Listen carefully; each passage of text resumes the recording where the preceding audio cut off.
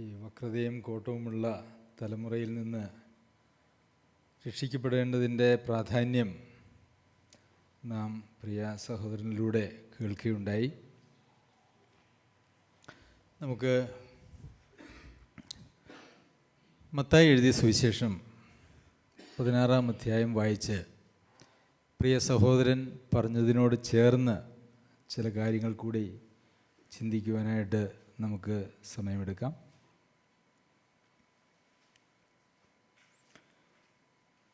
16-ാം അധ്യായത്തിൻ്റെ 21 മുതലുള്ള വാക്യങ്ങളാണ്. അന്നു മുതൽ യേശു താൻ യെരുശലേമിൽ ചെന്നിട്ട് മൂപ്പന്മാർ, മഹാപുരോഹിതന്മാർ, ശാസ്ത്രിമാർ എന്നിവരാൽ പലതും സഹിച്ച് കൊല്ലപ്പെടുകയും 3-ാം നാൾ ഉയർത്തെഴുന്നേൽക്കുകയും വേണ്ടത് എന്ന് ശിഷ്യന്മാരോട് പ്രസ്താവിച്ചു തുടങ്ങി. പത്രോസ് അവനെ വേറിട്ട് കൊണ്ടുപോയി, കർത്താവേ, അതരുതേ, നിനക്കങ്ങനെ ഭവിക്കരുതേ എന്ന് ശാസിച്ചു തുടങ്ങി. അവനോ തിരിഞ്ഞ് പത്രോസിനോട്, സാത്താനെ, എന്നെ വിട്ടുപോ, നീ എനിക്ക് ഇടർച്ചയാകുന്നു, നീ ദൈവത്തിൻ്റേതല്ല മനുഷ്യരുടേതത്രേ കരുതുന്നത് എന്ന് പറഞ്ഞു.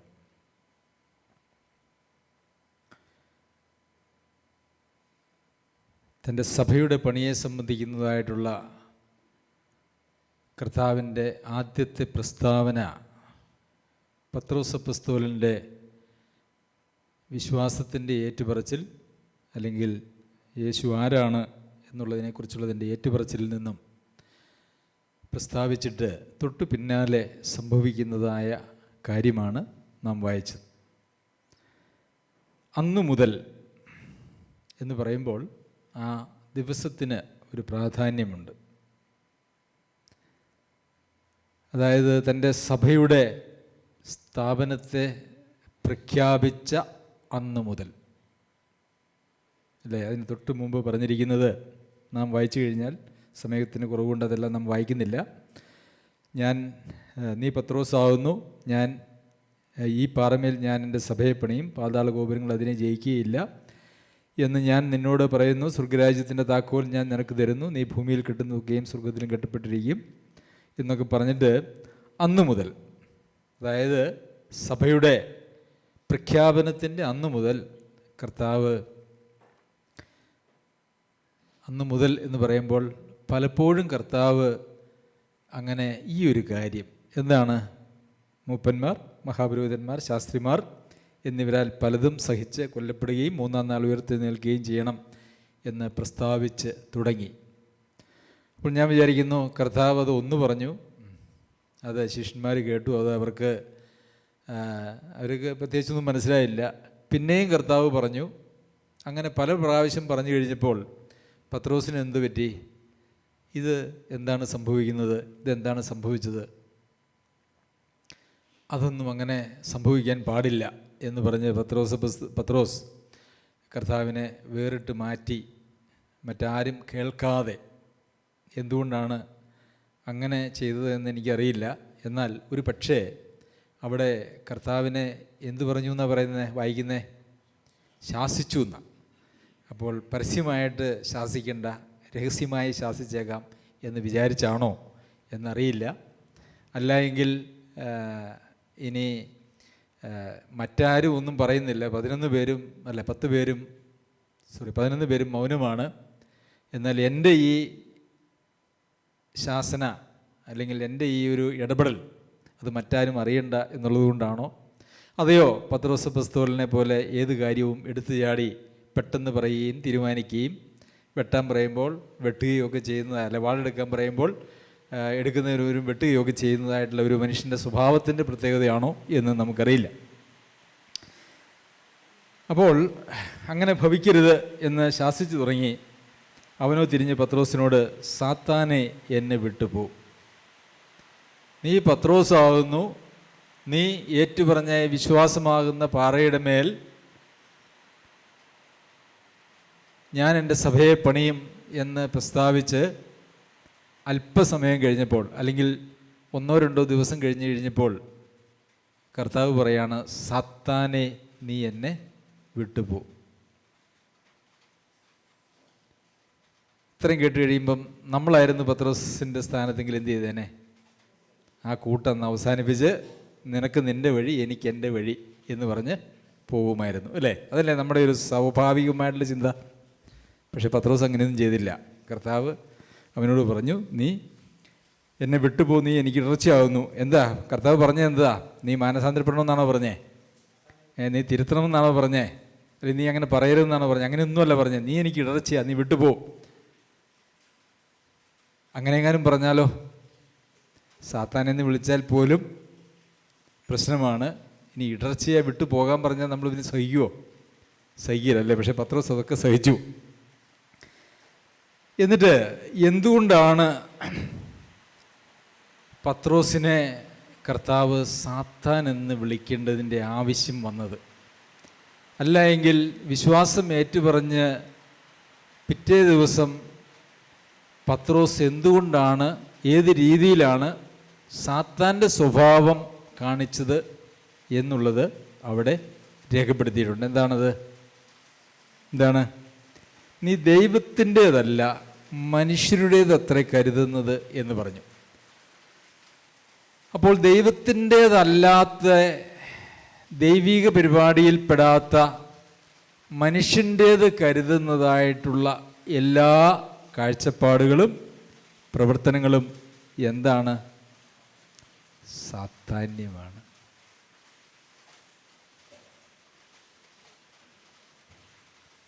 മനുഷ്യൻ്റേത് കരുതുക എന്ന് പറയുന്നത് സാധാന്യമാണെന്ന് നമ്മൾ ചിന്തിച്ചിട്ടുണ്ടോ? ഉണ്ടോ? ഉണ്ടോ? മനുഷ്യൻ്റേത് കരുതുന്നത് സാധാന്യമാണെന്ന് ചിന്തിച്ചിട്ടുണ്ടോ? നമ്മളൊക്കെ പറയല്ലേ, മനുഷ്യരല്ലേ, ബലഹീനരല്ലേ, മനുഷ്യൻ്റേതായിട്ടുള്ള നമ്മുടെ ഇടപാടുകളൊക്കെ സാധാന്യമാണെന്ന് ചിന്തിച്ചിട്ടുണ്ടോ? പ്രിയമുള്ളവരെ, മനുഷ്യരുടേത് കരുതുന്നത് സാധാന്യമാണ്.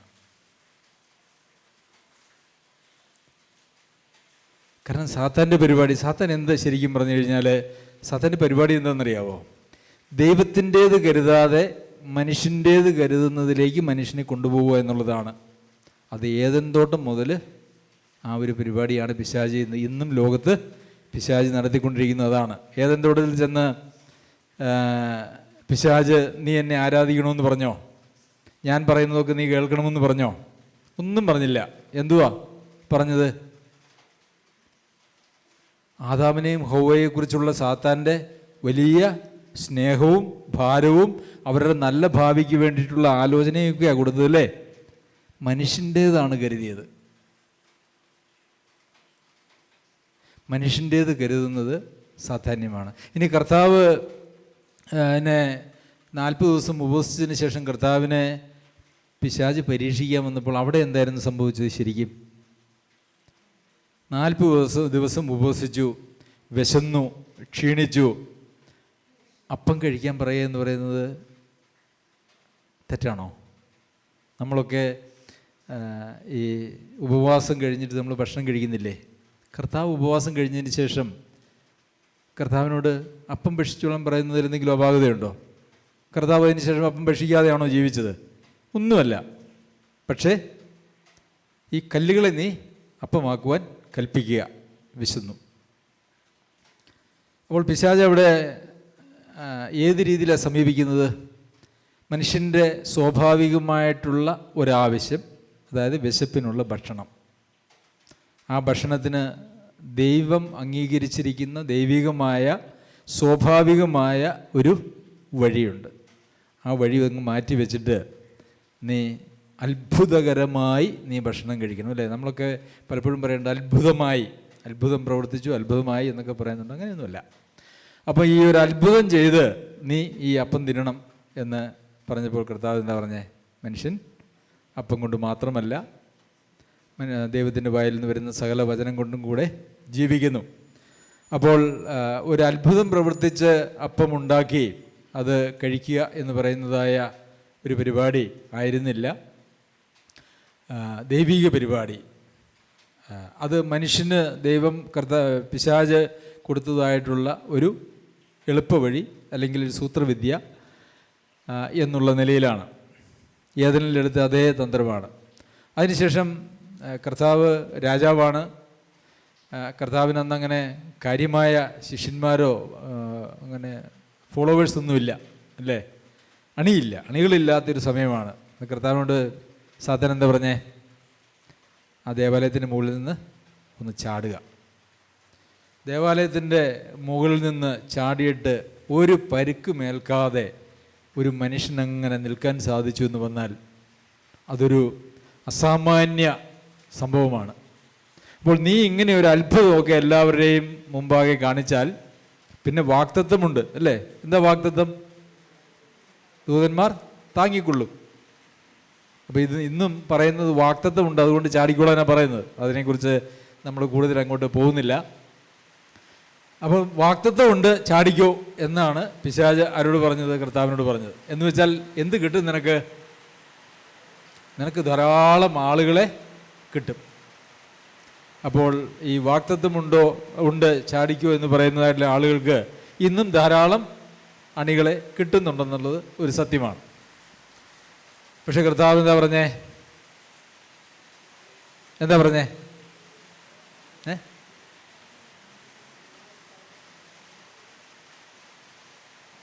മറന്നുപോയി. മൈക്ക് വെച്ച് പറഞ്ഞാൽ എനിക്ക് കേൾക്കുള്ളൂ. ശരി, നമുക്കത് അറിയാവുന്നതാണല്ലോ. മൂന്നാമത്തെ പരീക്ഷ എന്തായിരുന്നു? നീ രാജാവാണ്, രാജാവായിട്ട് ഈ ലോകത്തിലേക്ക് വരുന്നു. അപ്പോൾ നിനക്ക് ഈ ലോകത്തിൻ്റെ എല്ലാ അധികാരവും നിനക്ക് ആവശ്യമാണ്. ഈ ലോകം എൻ്റെ കീഴിലാണ്, എൻ്റെയാണ്. നിനക്കത് ഞാനങ്ങോട്ട് തരാം അല്ലേ?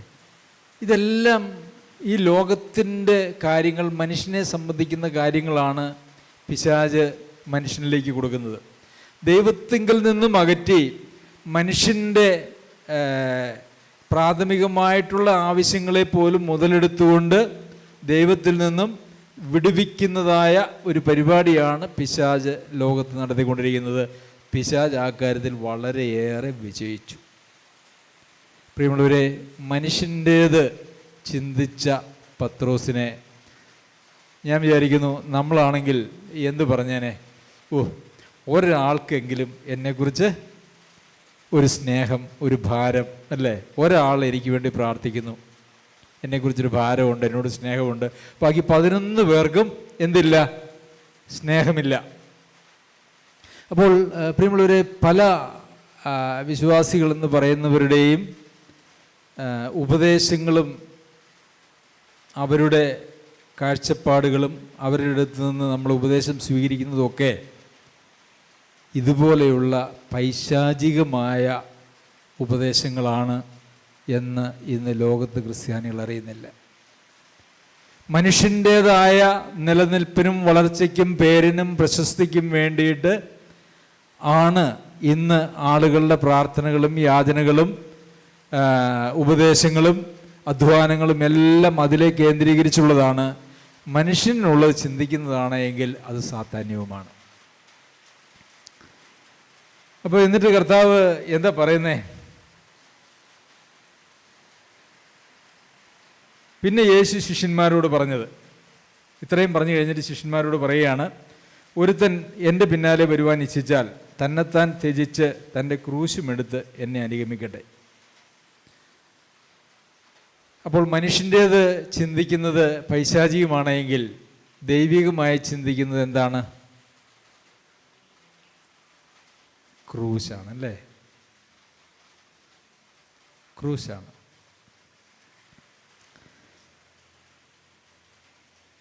ആരെങ്കിലും തൻ്റെ ജീവനെ രക്ഷിപ്പാൻ ഇച്ഛിച്ചാൽ അതിനെ കളയും, എൻ്റെ നിമിത്തം ആരെങ്കിലും തൻ്റെ ജീവനെ കളഞ്ഞാൽ അതിനെ കണ്ടെത്തും. അപ്പോൾ കർത്താവിനോട് പറഞ്ഞു, നിനക്കങ്ങനെ ഭവിക്കരുതേ എന്ന് പറഞ്ഞു. എന്നിട്ട് കർത്താവ് അവനെ ശാസിക്കുകയാണ്. എന്നിട്ട് പറയുകയാണ്, ആരെങ്കിലും തൻ്റെ ജീവനെ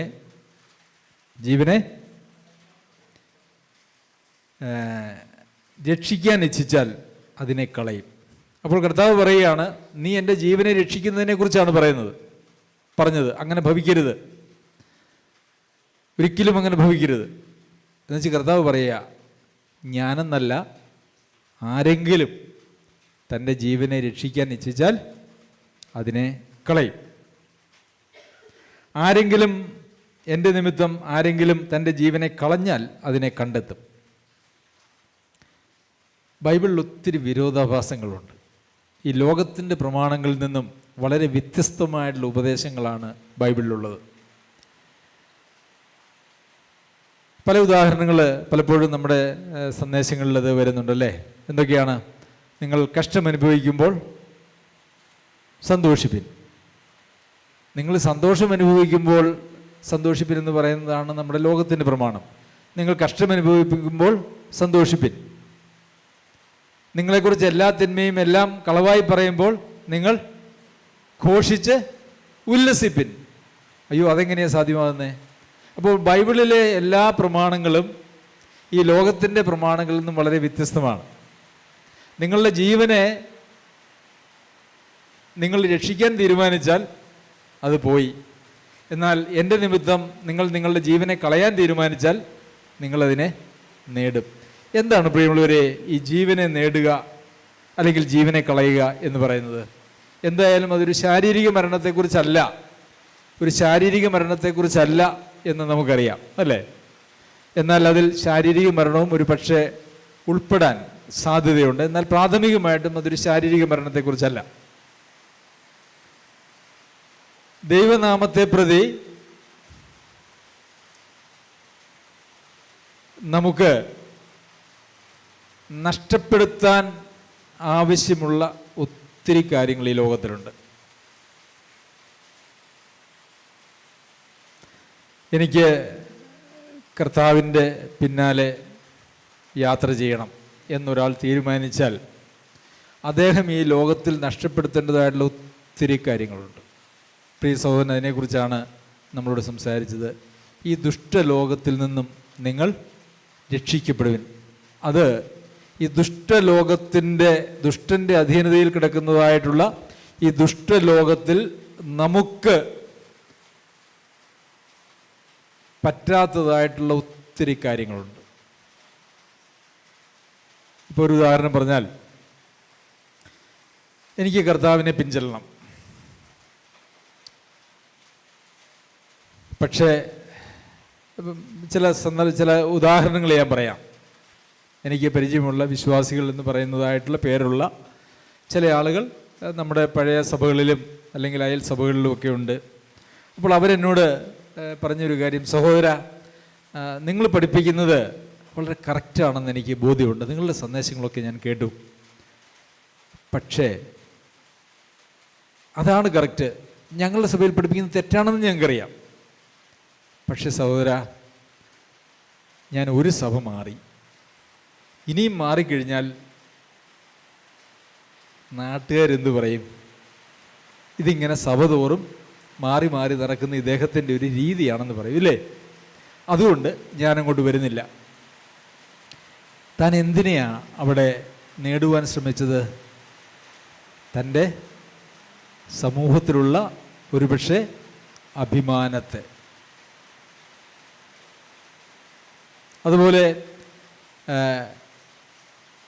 കുടുംബക്കാരുടെ ഇടയിൽ, സമൂഹത്തിൽ ഒക്കെ കർത്താവിൻ്റെ പിന്നാലെ യാത്ര ചെയ്യണമെങ്കിൽ ചിലപ്പോൾ ഭാര്യയുടെ എതിർപ്പുണ്ടാകും, ചിലപ്പോൾ ഭർത്താവിൻ്റെ എതിർപ്പുണ്ടാകും, അപ്പൻ്റെ എതിർപ്പുണ്ടാകാം, അമ്മയുടെ എതിർപ്പുണ്ടാകാം, മക്കളുടെ എതിർപ്പുണ്ടാകാം, നമ്മുടെ അയൽവാസികളുടെ, കൂട്ടുകാരുടെ, നമ്മുടെ ബന്ധുക്കളുടെ ഒക്കെ എതിർപ്പുണ്ടാകാം.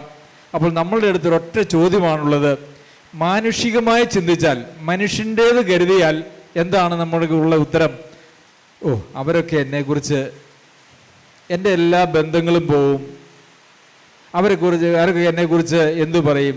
ഇങ്ങനെ സഭ മാറി മാറി നടക്കുന്ന ഒരാൾ അല്ലേ, എൻ്റെ വില പോകും എന്ന് വിചാരിച്ച് വരാതിരുന്നാൽ എന്ത് സംഭവിക്കുമെന്നറിയാമോ? അവിടെ സംഭവിക്കുന്നതാണ്, അവൻ തൻ്റെ ജീവനെ നേടും. നേടിയാൽ എന്ത് സംഭവിക്കും? അതിനെ കളയും. പിന്നെ കർത്താവിൻ്റെ അടുത്തൊരു യൗവനക്കാരൻ, തൻ്റെ ധനവാനായുള്ളൊരു മനുഷ്യൻ വന്നു. അവൻ വന്നിച്ച് പറഞ്ഞു, നീ എവിടെ പോയാലും ഞാൻ നിന്നെ പിൻഗമിക്കാം. കർത്താവ് പറഞ്ഞു, അവൻ്റെ ഉള്ളിലിരിപ്പൊക്കെ കർത്താവിന് അറിയാമായിരുന്നുകൊണ്ട് കർത്താവ് പറഞ്ഞു, ഒരു കുഴപ്പമില്ല, നീ ഒരു കാര്യം ചെയ്യ്, നിനക്കുള്ളതെല്ലാം വിറ്റ് കൊണ്ടുവന്ന് സഭയ്ക്ക് കൊടുത്തിട്ട് പോരാനാണോ പറഞ്ഞേ? ആണോ പറഞ്ഞേ? അല്ല, എന്താ പറഞ്ഞേ?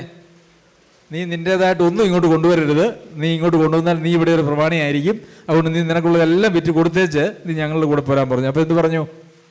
ദുഃഖിച്ചും കൊണ്ട് അവൻ പോയി. അവൻ്റെ ജീവനെ, അവൻ്റെ സമ്പത്തിനെ അവൻ സ്നേഹിച്ചു, അവൻ്റെ ജീവനെ അവൻ നേടി, എന്നാൽ ദൈവിക ജീവൻ അവൻ നഷ്ടപ്പെടുത്തി. ഇന്ന് അനേകരും ദൈവികമായ വഴിയിലേക്ക് വരാൻ താല്പര്യപ്പെടാതിരിക്കുന്നതിൻ്റെ കാരണമെന്ന് പറയുന്നത് അവരെ ചുറ്റിപ്പറ്റിയുള്ളതായ അവരുടെ വസ്തുവകകളോ അവരുടെ ബന്ധങ്ങളോ, ഇനി മൂന്നാമതൊന്നുണ്ട്, ഏതാണ്? തന്നെ ത്യജിക്കുക എന്ന് പറയുന്നത്. തന്നെ ത്യജിക്കാത്ത ആളുകളുടെ പ്രത്യേകത എന്ന് പറഞ്ഞാൽ അവരുടെ അടുത്ത് ആർക്കും ഒന്നും പറയാൻ പറ്റില്ല. എല്ലാം സഹിക്കും. ഒരുപക്ഷെ അവർ എല്ലാ കാര്യങ്ങളും അവരുടെ ബന്ധങ്ങളെ ഉപേക്ഷിക്കാൻ അവർ തയ്യാറാകും, അവരുടെ സമ്പത്തൊക്കെ ഉപേക്ഷിക്കാൻ തയ്യാറാകും. പക്ഷെ അവരെ ഉപേക്ഷിക്കാൻ അവർ തയ്യാറാവില്ല. അവരുടെ പ്രത്യേകത എന്ന് പറഞ്ഞാൽ ഞാൻ എന്ന് പറയുന്ന ഭാവം അവരിൽ അങ്ങനെ ഏറ്റവും ഉന്നതമായിട്ട് നിൽക്കും. സ്ഥാനത്തിനും മാനത്തിനും ബഹുമാനത്തിനും വേണ്ടി പല കാര്യങ്ങളും നമുക്ക് ഉപേക്ഷിക്കാനായിട്ട് സാധിക്കും. പക്ഷേ ഈ തന്നെ ത്യജിക്കുക, ഉപേക്ഷിക്കുക എന്ന് പറയുന്നതാണ് ഈ എല്ലാം ഉപേക്ഷിക്കുന്നതിനേക്കാളും ഏറ്റവും ബുദ്ധിമുട്ടുള്ള കാര്യം. കാരണം നമ്മളില്ലാതെയാവുകയാണ്, നമ്മൾ പ്രസക്തി ഇല്ലാതെയാവുകയാണ്, നാം ആരുമല്ലാതെയാവുകയാണ്. അങ്ങനെയുള്ള തന്നെ ത്യജിക്കുക എന്ന് പറയുന്നതായ ഒരു പരിപാടിയാണ് ഇതിലൊക്കെയും ഏറ്റവും ബുദ്ധിമുട്ട് എന്ന് ഞാൻ വിചാരിക്കുന്നു. അപ്പോൾ ആരെങ്കിലും തൻ്റെ ജീവനെ രക്ഷിക്കാനായിട്ടാണ് തീരുമാനിക്കുന്നതെങ്കിൽ അവർക്ക് അവരുടെ ജീവനെ അവർ നഷ്ടപ്പെടുത്തും എന്ന് തന്നെയാണ് പറഞ്ഞിരിക്കുന്നത്. അത് യോഹന്നാൻ എഴുതിയ സുവിശേഷത്തിൽ അതിനെക്കുറിച്ച് വായിക്കുന്നത് 12:25, യോഹന്നാൻ 12:25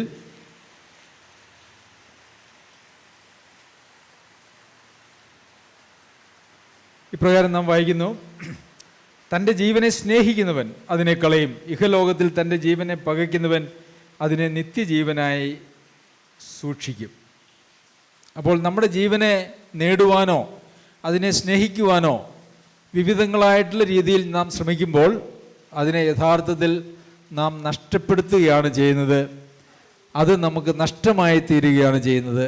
അപ്പോൾ നാം മനുഷ്യരുടേതെന്ന് നാം ചിന്തിക്കുന്നതായ കാര്യങ്ങൾ, നമ്മുടെ ന്യായമായ മാനുഷികമായ ആവശ്യങ്ങൾ എന്ന് വിളിക്കുന്ന എന്ന് നാം ചിന്തിക്കുന്നതായ, എന്തുപറ്റി? ന്യായമായി നാം മാനുഷികമാണ്, നമ്മുടെ മാനുഷികമായ ന്യായമായിട്ടുള്ള ആവശ്യങ്ങൾ എന്ന് ചിന്തിക്കുന്നത് പോലും അത് പൈശാചികമായി തീരാനായിട്ടുള്ള സാധ്യതയുണ്ട്. നാം ആ ദൈവത്തിൻ്റെ ദൈവികമായ ആ വഴിയിൽ, ആ ഞെരുക്കമുള്ള വഴിയിൽ നമ്മെ തന്നെ ത്യജിച്ചുകൊണ്ട് കർത്താവിൻ്റെ പിന്നാലെ അല്ല നാം പോകുന്നതെങ്കിൽ, പ്രിയമുള്ളവരെ, കർത്താവിൻ്റെ കൂടെ യാത്ര ചെയ്യുക, കർത്താവിൽ വസിച്ചുകൊണ്ട് കർത്താവിൻ്റെ ഇഷ്ടം അറിഞ്ഞുകൊണ്ട് ആ ഇഷ്ടത്തിന് ജീവിക്കുക എന്ന് പറയുന്നതും ഈ ലോകത്തിൽ നമ്മൾ നമ്മളുടേതായിട്ടുള്ള ഇഷ്ടങ്ങളൊക്കെ ചെയ്ത് ജീവിച്ചിട്ട് ഞായറാഴ്ച മീറ്റിങ്ങിന് വന്ന് ആരാധന കഴിച്ച് പോകുന്നതും തമ്മിൽ ഭയങ്കര വ്യത്യാസമാണ്. ഇത് തമ്മിൽ യാതൊരു ബന്ധവുമില്ല. ഒന്നൊരു മതമാണ്, മറ്റേതൊരു ജീവിതമാണ്.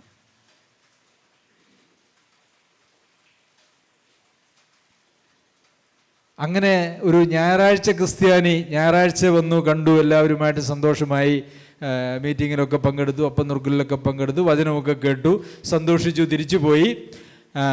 അങ്ങനെ പോകുന്ന ഒരാൾ, അതിലാണ് അവരുടെ തൃപ്തിയെങ്കിൽ, അതാണ് ആത്മീയതയായിട്ട് അവർ കണക്കാക്കുന്നതെങ്കിൽ അതൊരു മതമാണ്. അങ്ങനെ ധാരാളം മതങ്ങൾ നമുക്കുണ്ട്. പക്ഷേ എന്നാൽ കർത്താവിനോട് കൂടിയുള്ള നമ്മുടെ ജീവിതം, അത് കർത്താവിനോട് ചേർന്ന് കർത്താവിൽ വസിച്ച് കർത്താവിൻ്റെ ഇഷ്ടം അറിഞ്ഞ് സ്വന്തം ഇഷ്ടമെല്ലാം ത്യജിച്ച് കർത്താവ് കാണിക്കുന്ന വഴിയെ ഓരോ ചുവടും വെച്ച് പോകുന്ന പോക്ക്. അവിടെ നമ്മൾ കല്ലപ്പമാക്കി കഴിക്കാൻ നിൽക്കില്ല. കർത്താവ് വെച്ചിരിക്കുന്ന പ്രമാണങ്ങൾക്കുള്ളിൽ നിന്നുകൊണ്ട് നമ്മളപ്പം ഭക്ഷിക്കും. അവിടെ ആരുടെയെങ്കിലും അംഗീകാരത്തിനോ സ്നേഹത്തിനോ ആരുടെയെങ്കിലും പ്രതിഫലത്തിനോ വേണ്ടി ഒരു പരിപാടികളും ചെയ്യില്ല. ഒരു പരിപാടികളും ചെയ്യില്ല. കാരണം കർത്താവ് അങ്ങനെയൊന്നും ചെയ്തില്ല. കർത്താവിനെല്ലാം കൊടുക്കാമെന്ന് പറഞ്ഞു അല്ലേ? നീ രാജാവാണ്, രാജാവായി വന്നിരിക്കുന്നതാണ്, നിനക്ക് ഒത്തിരി സ്വാധീനവും അധികാരവും ഒക്കെ നിനക്ക് വേണം, ഞാനത് നിനക്ക് തരാം. കർത്താവ് പിതാവ് വെച്ചിരിക്കുന്നതായിട്ടുള്ള ഒരു കഷ്ടതയിലൂടെ കടന്നുപോയിക്കൊണ്ട് ഇതിൻ്റെ എല്ലാം അധികാരിയായി കർത്താവ് തീരുന്ന ഒരു ദിവസമുണ്ട്. സകലതും അവന് കീഴാക്കി കൊടുക്കുന്നതായ ഒരു ദിവസമുണ്ട്. അതിൻ്റെ വഴി ഏതാണെന്നറിയാവോ? കഷ്ടതയിലൂടെയുള്ളൊരു വഴിയാണ്. അതാണ് പിതാവ് കർത്താവിൻ്റെ മുമ്പിൽ വെച്ചത്. ആ കഷ്ടതയിലൂടെ ഉള്ള വഴിക്ക് തടസ്സമായിട്ടാണ് ആര് വന്നത്? ആദ്യം പിശാച് വന്നു അല്ലേ? രണ്ടാമത് ആര് വന്നു? പിശാച് ആരെ സ്വാധീനിച്ചു? പത്രോസിനെ സ്വാധീനിച്ചു. പത്രോസ് പിശാചിനാൽ സ്വാധീനിക്കപ്പെട്ടവനായി. ഈ കഷ്ടതയൊന്നും വേണ്ട, നിനക്കതില്ലാതെ തന്നെ ഒരു മഹത്വം വരണം, അത് മാനുഷികമാണ്. പ്രിയമുള്ളവരെ, എന്നെ പിൻഗമിക്കുവാൻ ആഗ്രഹിക്കുന്നവൻ തന്നെ തന്നെ ത്യജിച്ച് ക്രൂശുമെടുത്ത് എൻ്റെ പിന്നാലെ വരട്ടെ. ഒരു ബന്ധങ്ങളും നീയും ഞാനുമായിട്ടുള്ള ബന്ധത്തിന് തടസ്സമാവരുത്. നിൻ്റെ ഒരു വസ്തുവകകളും ഞാനും നീയുമായിട്ടുള്ള ബന്ധത്തിന് തടസ്സം വരരുത്.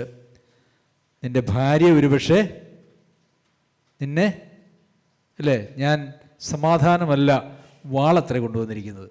എവിടെയൊക്കെ ഭിന്നതയുണ്ടാകുമെന്നാണ് പറയുന്നത്? ഭാര്യയും ഭർത്താവും തമ്മിലും ഭിന്നത, അപ്പനും മക്കളും തമ്മിലും ഭിന്നത, സഹോദരി സഹോദരന്മാർ തമ്മിൽ ഭിന്നത, അങ്ങനെ എല്ലാവരും തമ്മിലുള്ള ഭിന്നതയാണ്. നിനക്ക് ആ ഭിന്നതയ്ക്കിടയിലും ക്രൂശുമെടുത്തുകൊണ്ട് എൻ്റെ പിന്നാലെ വരാൻ നിനക്ക് മനസ്സുണ്ടോ? കഷ്ടതയിലൂടെയുള്ള കഷ്ടത സഹിഷ്ണുതയെയും, സഹിഷ്ണുത സിദ്ധതയെയും, സിദ്ധത പ്രത്യാശയും ഉളവാക്കുന്നു. കഷ്ടതയിലൂടെയുള്ള ഒരു ജീവിതത്തിന് നിനക്ക് തയ്യാറുണ്ടോ? അതാണ് കർത്താവ് ചോദിക്കുന്നത്. ഇല്ലെങ്കിൽ എനിക്ക് ഒരു കഷ്ടവും വേണ്ട, എനിക്ക് ഞാൻ ആഗ്രഹിക്കുന്നതായിട്ടുള്ള ഒരു സമൃദ്ധിയിലൂടെ എൻ്റെ ആഗ്രഹങ്ങൾ നിവർത്തിച്ച് മുമ്പോട്ട് പോകുന്ന ഒരു ജീവിതമാണ് എനിക്ക് വേണ്ടതെങ്കിൽ അത് മനുഷ്യൻ്റേതാണ്, അത് ദൈവത്തിൻ്റേതല്ല. മനുഷ്യൻ്റേതാണെങ്കിൽ അത് സാധാന്യമാണ്.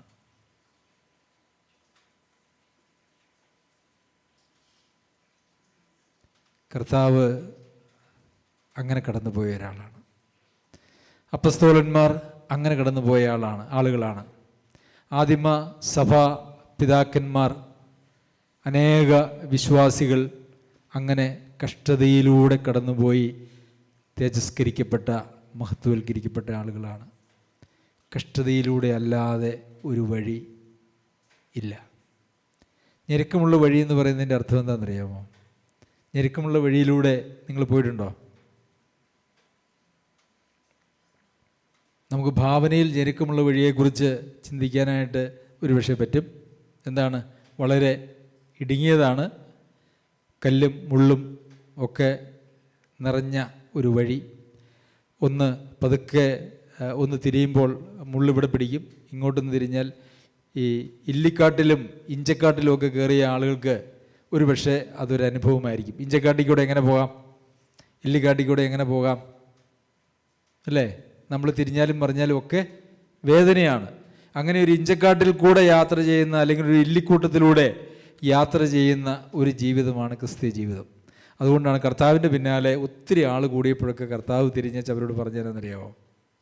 എല്ലാവരും എൻ്റെ കൂടെ ഇങ്ങ് പോരെ, ഞാൻ നിങ്ങൾക്ക് ഇഷ്ടം പോലെ അപ്പം തരാം, നിങ്ങളുടെ ജീവിതത്തിലെല്ലാ സമൃദ്ധിയും സമാധാനവും സന്തോഷവും അല്ലേ പല മടങ്ങ് 100 മടങ്ങ് ഞാൻ നിങ്ങൾക്ക് തരാം.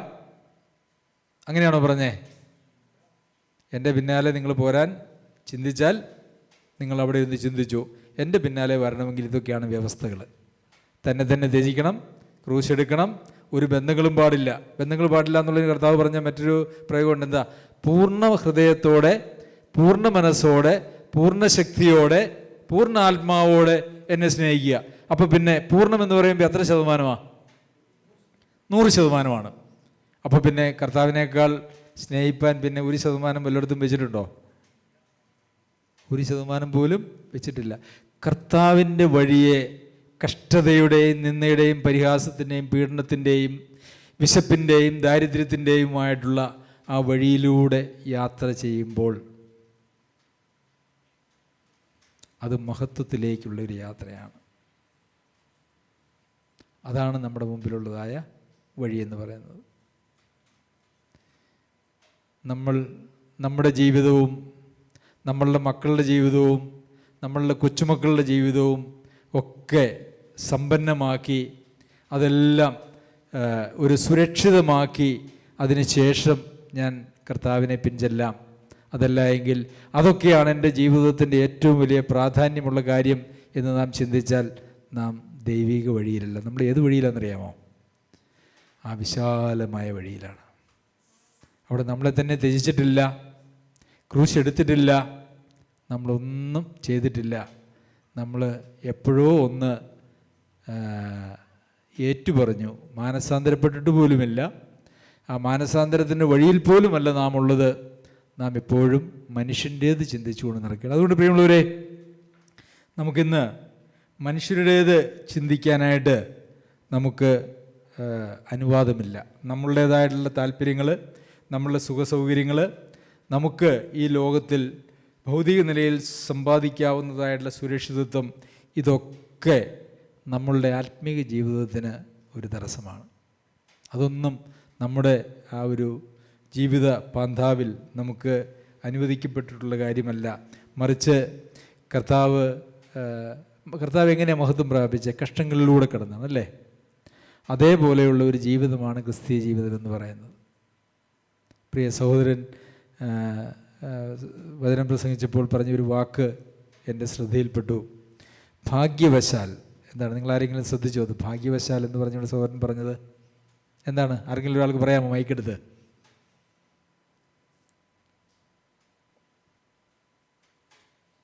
ശ്രദ്ധിച്ചു ആരെങ്കിലും?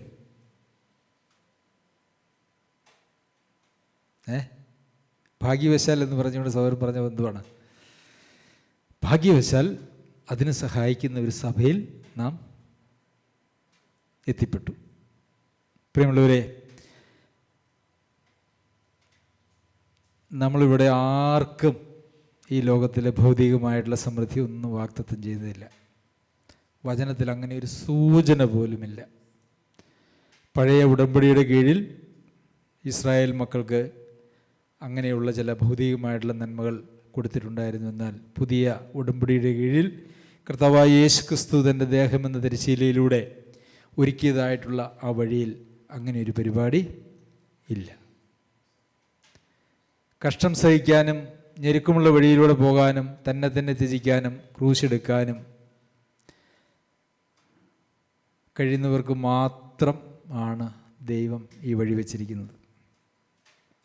എനിക്ക് എൻ്റെ ഹൃദയത്തിലെ ഏറ്റവും വലിയ ആഗ്രഹം എന്താണെന്നറിയാമോ?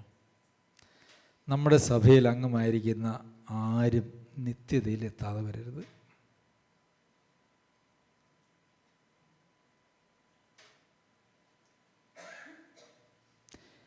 ഈ ഞെരുക്കത്തിൻ്റെ അപ്പം നമ്മൾ പാട്ട് പാടുമ്പോഴൊക്കെ നമുക്ക് വലിയ കുഴപ്പമൊന്നുമില്ല. നമ്മൾ കൈ കൊട്ടി ഒച്ചത്തിലൊക്കെ നമ്മൾ പാട്ട് പാടും, അല്ലേ? ഞെരുക്കത്തിൻ്റെ അപ്പം തിന്നാലും കഷ്ടത്തിൻ കണ്ണുനീർ കുടിച്ചാലും എന്താണ്? അതൊക്കെ പാടാൻ നമുക്ക് നല്ല ഉത്സാഹമാണ്. കാരണം നമ്മൾ പാടുമ്പോൾ അത് നമ്മുടെ ഉള്ളിൽ അർത്ഥമാക്കുന്നില്ല എന്നുള്ളത് കൊണ്ട് നമ്മൾ ആ ഒച്ചയൊക്കെ എടുത്തങ്ങ് പാടി അങ്ങ് തീർക്കും. പക്ഷേ അത് അർത്ഥമാക്കിക്കൊണ്ട് പാടാനായിട്ട് ആർക്കും അങ്ങനെ എളുപ്പത്തിൽ കഴിയുന്നതല്ല.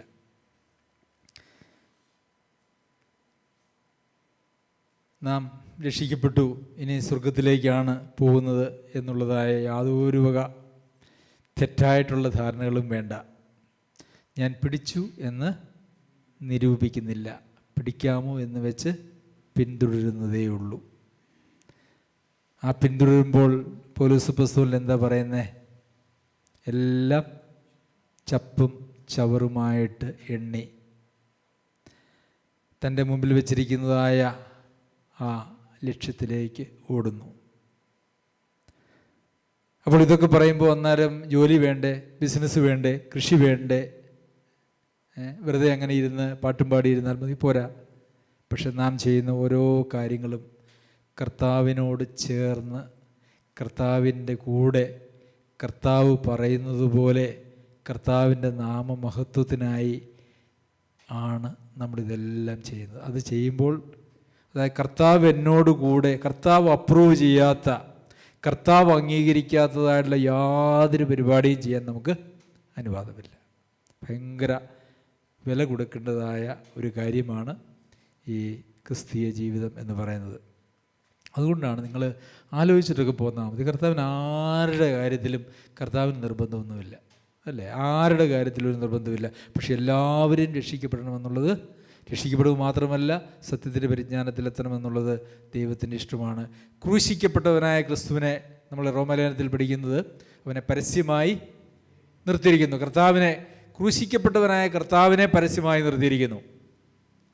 അവിടെ സ്വർഗത്തിൽ പിതാവിൻ്റെ വലതുഭാഗത്തിരിക്കുന്ന കർത്താവിനെ പരസ്യമായി നിർത്തിയിരിക്കുന്നു എന്നല്ല നമ്മൾ വായിക്കുന്നതാണോ? അല്ല. ക്രൂശിക്കപ്പെട്ടവനായ കർത്താവായ യേശു ക്രിസ്തുവിനെ പരസ്യമായി നിർത്തിയിരിക്കുന്നു. ആ കർത്താവിൻ്റെ പിന്നാലെ പോകുമ്പോൾ ആ ക്രൂശിക്കപ്പെടാനായിട്ടുള്ള മനസ്സും ഒരു ക്രൂശും കയ്യിലെടുത്ത് ആ കർത്താവിൻ്റെ പിന്നാലെ പോവുക. അതാണ് ക്രിസ്തീയ ജീവിതം എന്ന് പറയുന്നത്. പ്രിയമുള്ളവരെ, നമ്മൾ മനുഷ്യൻ്റേത് കരുതുന്ന ഒരു ജീവിതമാണോ, അല്ലെങ്കിൽ മാനുഷികമായിട്ടുള്ള കാര്യങ്ങളാണോ നമ്മളെ നമ്മുടെ ജീവിതത്തിൽ ഓരോ ദിവസവും നിയന്ത്രിക്കുന്നത്? അങ്ങനെയെങ്കിൽ കർത്താവ് പത്രോസിനോട് ഉപയോഗിച്ച വാക്ക് നമ്മളോട് ഉപയോഗിക്കും.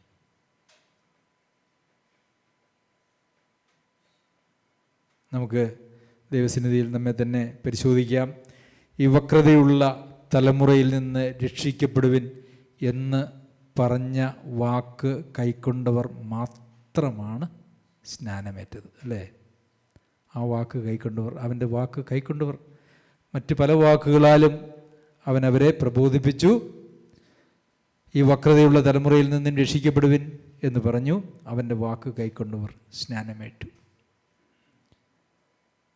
നമ്മുടെ ഈ ലോകത്തിലെ സുഖങ്ങളും സൗകര്യങ്ങളും പേരും പ്രശസ്തിയും ഒക്കെ താൽക്കാലികമാണ്. അതുപോലെ തന്നെ കഷ്ടങ്ങളും നഷ്ടങ്ങളും നിന്ദയും പരിഹാസവും ഒക്കെ താൽക്കാലികമാണ്. എന്നാൽ നിത്യമായ സന്തോഷമാണോ നമുക്ക് വേണ്ടത്? താൽക്കാലികമായ സന്തോഷമാണോ നമുക്ക് വേണ്ടത്? നിത്യമായ ഒരു കഷ്ടതയാണോ നമുക്ക് വേണ്ടത്? താൽക്കാലികമായ ഒരു കഷ്ടതയാണോ നമുക്ക് വേണ്ടത്? ഇത് നാം തിരഞ്ഞെടുക്കേണ്ടതായ കാര്യമാണ്. ദൈവം നമ്മെ സഹായിക്കട്ടെ.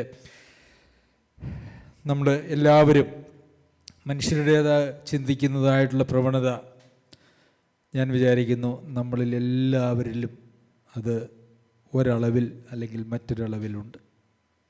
നാം ആ സ്വർഗീയ ദർശനം, നമ്മുടെ ഹൃദയദൃഷ്ടി പ്രകാശിച്ചിട്ട് ആ സ്വർഗീയമായിട്ടുള്ള ദർശനം എത്രത്തോളം നാം പ്രാപിക്കുന്നുവോ അത്രത്തോളം മാത്രമേ നമുക്ക് മറ്റുള്ളതിനെ, ഈ മാനുഷികമായിട്ടുള്ള കാര്യങ്ങളെ വിട്ട് ദൈവികമായിട്ടുള്ളൊരു വഴിയിലേക്ക് പോകാനായിട്ട് കഴിയുകയുള്ളൂ.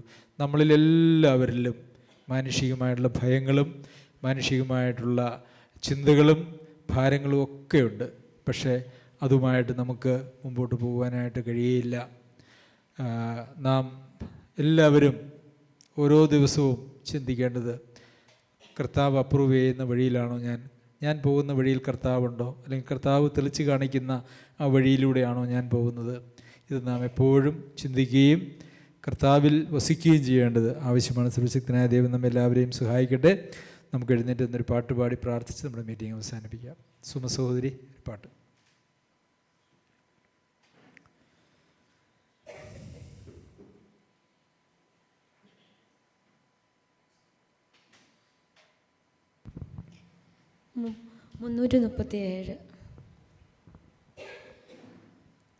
യേശു നായക പാപശാപനാശക വീണ്ടെടുത്ത നിൻജനത്തിനാത്മ നായക.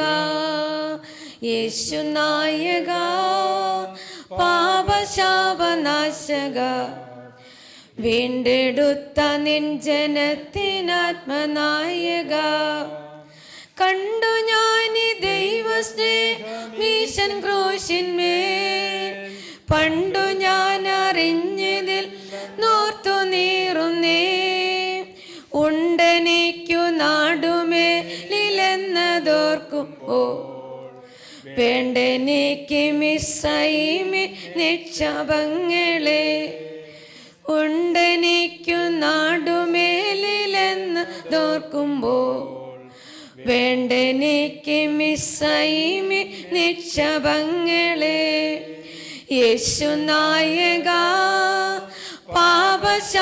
പാപശാപനാശക വീണ്ടെടുത്ത നിൻ ജനത്തിനായി നായക നിൻവരാവിൽ ലക്ഷ്യമെങ്ങും കാണുന്നേ ജാതി ജാതിയോടു പോയുധങ്ങളാൽ വ്യാധി മൂലം കേശിക്കും നീ മാനവരല്ല ക്ഷാമവും ഭൂകമ്പവും വീടയാ വ്യാധി മൂലം ക്ലേശിക്കും നീ മാനവരല്ല ക്ഷാമവും ഭൂകമ്പവും വീടയായി യേശു നായക പാപശാപനാശക വീണ്ടെടുത്ത നിൻ ജനത്തിനായി നായക അന്ത്യകാല